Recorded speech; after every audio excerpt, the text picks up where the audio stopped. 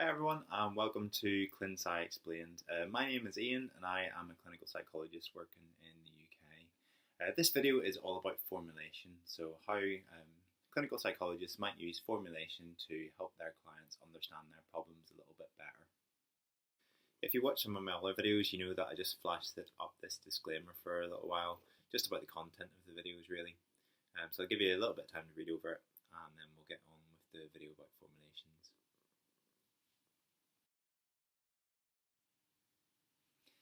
As clinical psychologists, we know that when people arrive at mental health services, they might be quite distressed or quite confused about what's happening in their life. They might not understand the problem that they're experiencing.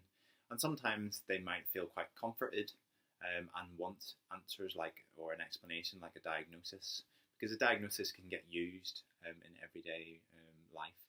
You can sort of say to someone, I've got depression, and that person will understand them a little bit more, rather than saying, well, I wake up in the morning and I don't feel motivated to do anything, and I feel like crying most of the time. That's harder for maybe someone to understand. While saying depression, everyone knows what depression is, and it's much easier to understand. But sometimes, even though people are after these diagnostic labels, sometimes the labels don't really tell the whole story.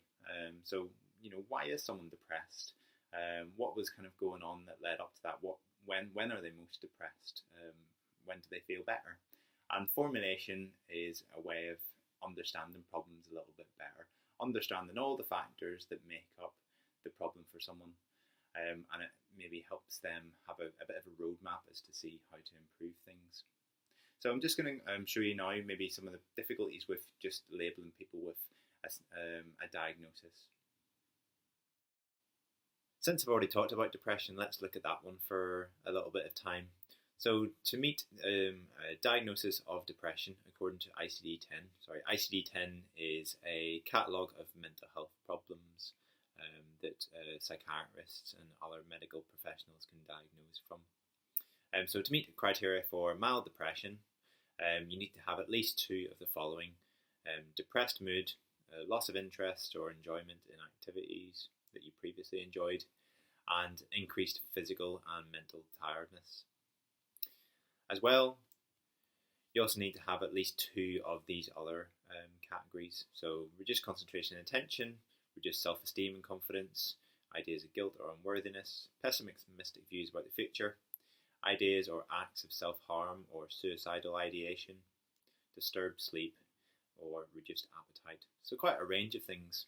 And so I'm going to look now to show you some of the difficulties with diagnostic criteria. So we're going to look at this first person, call him Mr. Red, shall we say. So Mr. Red meets criteria for depression because he has depressed mood and increased physical and mental tiredness. He also has a reduced concentration and attention and disturbed sleep. So he meets the criteria and he could be diagnosed with mild depression. But then maybe someone also sees Mrs. Blue. And Mrs. Blue has depressed mood, just like Mr. Red, but instead she has a loss of interest or enjoyment. And coupled with that, she has maybe reduced self-esteem and confidence, and maybe is actually considered self-harm or suicide. Now, looking at the two, they both meet the criteria for mild depression, but they're completely different. So one of them, Mr. Red, maybe is struggling to motivate himself. He's feeling quite tired. He has poor concentration. And then we've got Mrs. Blue, who maybe has thought about self-harm and suicide and is feeling really low about herself and doesn't really think much of herself. So completely different, and yet they have the same diagnosis. So formulation tries to show these individual differences to paint a picture about that specific person. So let's look at that now.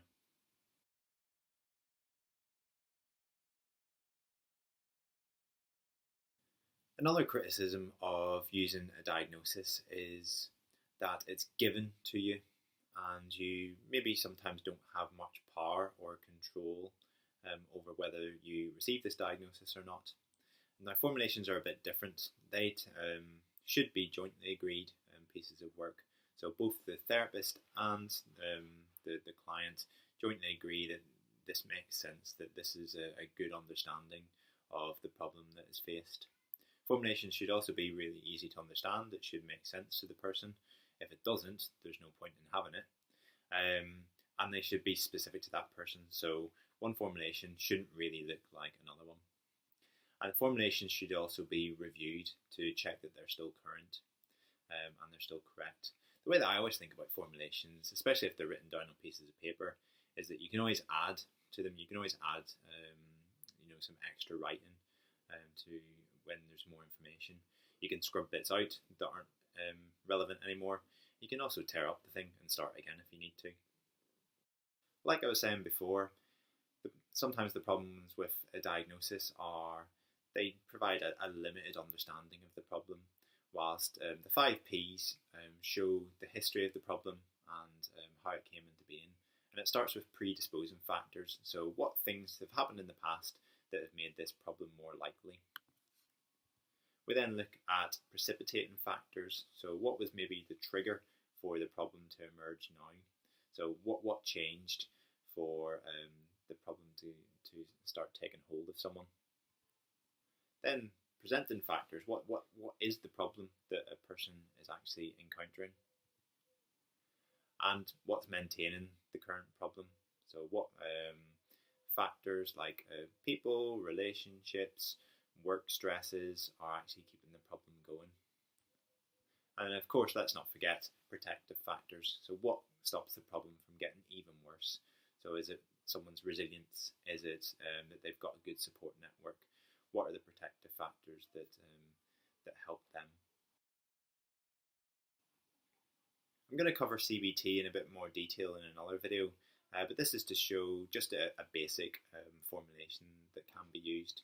So in CBT, there's a situation.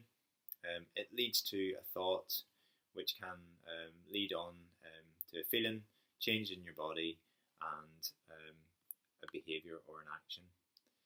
And the best way to think about this is to put it into an example. So maybe for a person, there's an upcoming party. They might think, well, if I go, I won't know anyone. So it's quite a negative thought. They're quite apprehensive. They're maybe anxious, worried and stressed about the potential of going there and not knowing anyone.